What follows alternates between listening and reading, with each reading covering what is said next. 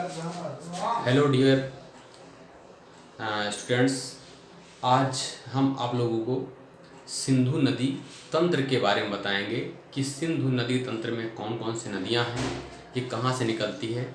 तो सिंधु नदी तंत्र के बारे में जैसा कि हमने यहाँ मैपिंग भी कर रखी है, तो सिंधु नदी तंत्र, अब सबसे पहले सिंधु नदी निकलती कहाँ से है, इसका उद्गम स्थान कहाँ है। तो इसका उद्गम स्थान चेमयुंगडुंग, एक ग्लेशियर बना हुआ है, चेमयुंगडुंग नामक ग्लेशियर से इसका उद्गम स्थान होता है। और जो ये स्थान है बोखरचू है। स्थान क्या है? बोखरचू।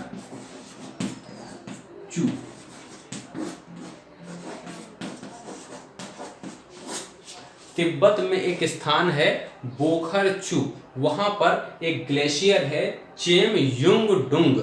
वहीं से चेमयुंगडुंग से जो सिंधु नदी है वो यहाँ से निकलती है, और निकलने के बाद जो भारत में प्रवेश करती है उसका नाम है दमचौक। दमचौक नामक स्थान से यह भारत में प्रवेश करती है। और भारत में जो श्रेणी है, एक है लद्दाख और जास्कर श्रेणी। ये लद्दाख है, इसके बाद एक श्रेणी जास्कर श्रेणी नीचे है। लद्दाख और जास्कर श्रेणियों के मध्य में यह बहती हुई आगे बढ़ती है, और बहती हुई जब आगे बढ़ती है तो इसमें और भी नदियों का संगम होता है। तो सबसे पहले नदी का जो संगम होता है, जो इसके दाहिने हाथ से मिलती है, उसका नाम है पहले श्योक नदी। श्योक नदी मिलती है, उसके बाद फिर एक और नदी मिलती है जिसको हम गिलगिट नदी कहते हैं, वो भी सिंधु नदी के दाएं तरफ से आकर के मिलती है। उसके बाद यह विश्व का सबसे बड़ा गार्ज बनाता है। गार्ज का मतलब महाखड्ड बनाता है। विश्व का सबसे बड़ा महाखड्ड, यहाँ उसका नाम है बुर्जी गार्ज। ये बुर्जी गार्ज है, ये यहाँ पर विश्व का सबसे बड़ा, सबसे ऊंचा महाखड्ड इसको कहते हैं। इसकी ऊंचाई है 5181 मीटर।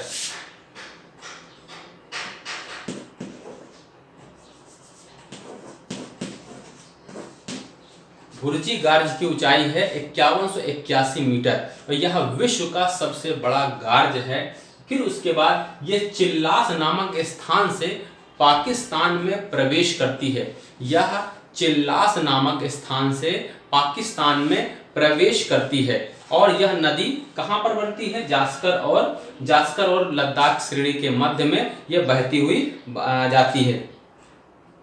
और ये सिंधु नदी अटक नामक स्थान पर, एक अटक नामक स्थान है, अटक नामक स्थान पर ये पहाड़ से उतर करके ये भूमि या मैदानी भाग में पाकिस्तान में प्रवेश करती है। अटक नामक स्थान पर यह पर्वतों से मैदानी भाग में पाकिस्तान में प्रवेश करती है। फिर उसके बाद एक नदी और दाएं से मिलती है, जिसको हम अफगानिस्तान से आ रही एक नदी होती है जिसका नाम काबुल नदी होता है। वो भी अपने जल को इसी सिंधु नदी में गिरा देती है या संगम कर लेती है, काबुल नदी। तो ये आपने यहाँ से देखा कि ये कहाँ से इसका निकली है नदी। बोखरचू तिब्बत से, चेमयुंगडुंग ग्लेशियर से, फिर दमचौक से ये भारत में प्रवेश की। लद्दाख और जास्कर श्रेणियों के मध्य में ये बहती हुई जाती है। श्योक और गिलगिट नदी इसमें फिर प्रवेश करती है।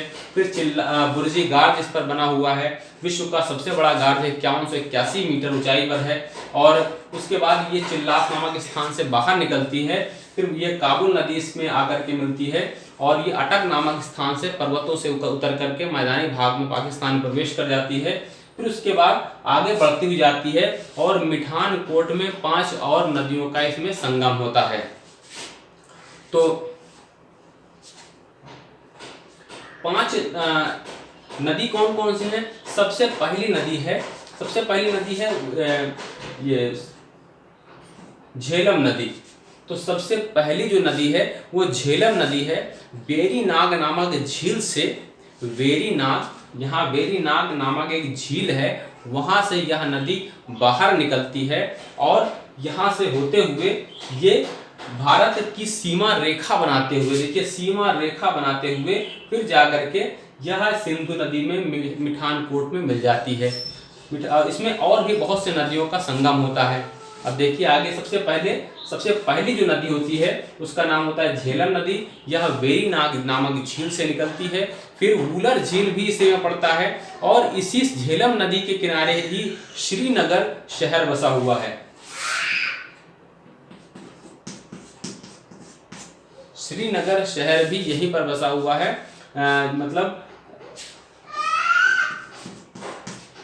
झेलम नदी के पास में ही। और यहीं पर वूलर झील, डल झील और भी बहुत सी झीलें हैं यहाँ पर। तो ये नदी क्या करती है, भारत की सीमा रेखा बनाते हुए यह जाकर के सिंधु नदी में मिल जाती है। उसके बाद जो दूसरी नदी आती है, दूसरी नदी चेनाब में है। चेनाब कहाँ पर है, कहाँ से, ये हिमाचल प्रदेश, ये जम्मू कश्मीर है, हिमाचल प्रदेश यहाँ पर है। हिमाचल प्रदेश से यह नदी चेनाब नदी बाहर निकलती है और ये भी आकर के इसी में मिल जाती है। किसमें, व्यास नदी में भी इसका भी संगम हो जाता है। फिर उसके बाद दूसरी नदी आती है रावी नदी। रावी नदी भी हिमाचल प्रदेश से ही बाहर निकलती है और ये भी आकर के इसी नदी में मिल जाती है। मतलब 3 नदियों का यहाँ संगम हो जाता है, इसलिए इसको त्रिआब कहते हैं। और ये रावी नदी और चेनाब नदी के मध्य में एक स्थान है, यही स्थान हड़प्पा स्थान कहलाता है। जो हड़प्पा नामक जो स्थान है, यही रावी नदी और चेनाब नदी के मध्य में स्थान वो पाकिस्तान में मौजूद है। इसको हम हड़प्पा कहते हैं, जो सिंधु घाटी सभ्यता का एक बहुत बड़ा उदाहरण है। हड़प्पा जो सबसे पहले खुदाई हुई थी हड़प्पा मोहनजोदड़ो की, तो 2500 वर्ष पूर्व, तो यही हड़प्पा मोहनजोदड़ो वाली हड़प्पा यहाँ पर है। कहाँ पर है, ये रावी नदी के तट पर है, रावी और चेनाब के बीच में है। तो चेनाब नदी आपने देखा, चेनाब नदी कहाँ से, चंद्रभागा, ये 2 पार्ट में बटी हुई है। एक चंद्र और भागा, 2 नदियों का संगम होकर के चेनाब नदी कहलाई। चंद्र और भागा 2 नदियों के संगम से ये चेनाब नदी बनी। उसके बाद रावी नदी आई। चेनाब नदी में ही बारालाचा दर्रा, यहीं पर चेनाब नदी पर ही इसी के पास, मतलब ये बारालाचा दर्रा से ही होकर के जाती है चेनाब नदी। और यहाँ का विश्व का एक बहुत बड़ा सबसे ऊंचा रेलवे ब्रिज भी बनाया जा रहा है रियासा नामक स्थान पर। रियासी क्षेत्र में, इसके रियासी क्षेत्र में एक विश्व का सबसे बड़ा रेलवे ब्रिज भी इसी चेनाब नदी के किनारे ही बसाया जा रहा है। तो चेनाब नदी आपने देखा कहाँ से कहाँ आया। उसके बाद आता है ब्यास नदी। ब्यास नदी को बिपाशा नदी भी कहते हैं। हिमाचल प्रदेश में यह रोहतांग दर्रे के पास से निकलती है। हिमाचल प्रदेश में ब्यास नदी जो होती है, ये रोहतांग दर्रे के पास से व्यास कुंड से निकलती है। रोहतांग दर्रे के पास से व्यास कुंड,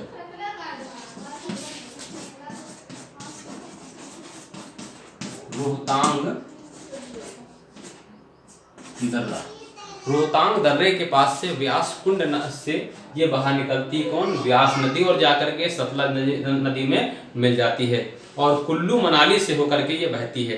फिर सतलज नदी जो है, सतुद्री इसको कहते थे पहले, सतलज नदी को सतुद्री कहा जाता था। और यह हिमाचल प्रदेश में रोहतांग, ये जो है लांगसेन खम्बान, इसका ये लांगसेन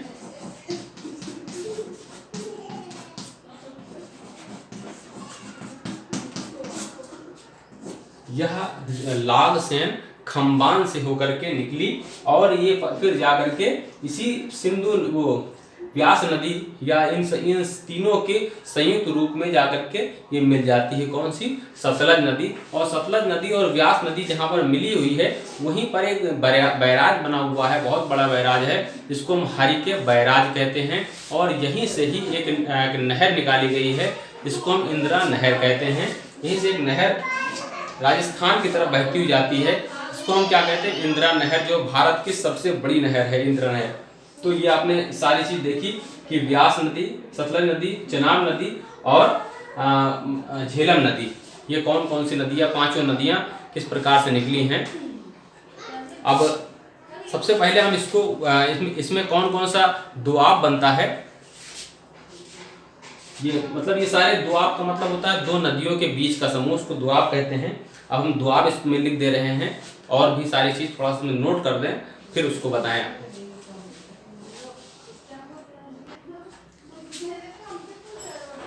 अब देखिए ये सिंधु नदी का जो दोआब है, यहाँ दोआब कौन कौन से बने हुए हैं, झेलम और चेनाब, इन दोनों नदियों के बीच में जो दोआब बना हुआ है इसको हम कहते हैं चल दोआब। दोआब का मतलब होता है दो नदियों के बीच का जो जल बहने का जो स्थान होता है, इसको मतलब दो नदी है, एक नदी ये बह रही है, एक नदी ये बह रही है, इसके बीच में जो भूमि होती है इसको हम दोआब कहते हैं। और यहाँ रचना दोआब है, चेनाब और रावी नदी के बीच में जो दोआब है इसको हम रचना दोआब कहते हैं। और रावी और व्यास नदी के बीच में बारी दोआब कहते हैं, और व्यास और सतलज नदी के बीच में बिष्ट दोआब कहते हैं। दोआब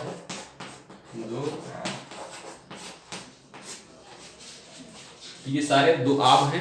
दोआब हमने बताया, झेलम और चेनाब के बीच में चल दोआब, और चेनाब रावी के बीच में रचना दोआब, रावी व्यास के बीच में बिष्ट दोआब, वो बारी दोआब, और ब्याज और सतलज नदी के बीच में बिष्ट दोआब बना हुआ है। ये सारे दोआब हैं जिसका नाम रखा गया है इस प्रकार से। तो ये आपने कौन सी नदी के बारे में समझा है, सिंधु नदी तंत्र के बारे में। सिंधु नदी तंत्र में हमने 6 नदियों के बारे में बताया आपको। एक सिंधु नदी जो मुख्य नदी है, दूसरी नदी हमने बताया सबसे पहली झेलम नदी बताया, फिर उसके बाद चेनाब नदी बताया, फिर रावी नदी, फिर ब्यास नदी, फिर सतलज नदी। ये 5 नदियों के बारे में बताया। एक 6 नदी हो गई, कुल मिलाकर के 6 नदी कहाँ से बहती है, ये जम्मू कश्मीर में और हिमाचल प्रदेश में, यहाँ से सबसे होते हुए बहती है। और 5 नदियों के संयुक्त स्थान को हम पंचभूमि भी कहते हैं। देखिए यहाँ पर 3 नदियों का एक समूह है, तो इसको हम त्रिआब भी कहते हैं। यहाँ देखिए 3 नदियों का इकट्ठा समूह है, इसको हम त्रिआब भी कहते हैं। त्रिआब कौन कौन से, झेलम चेनाब और रावी, इन तीनों के बीच के स्थान को हम त्रिआब कहते हैं। तो ये दोआब त्रिआब आप समझ गए होंगे, आशा है।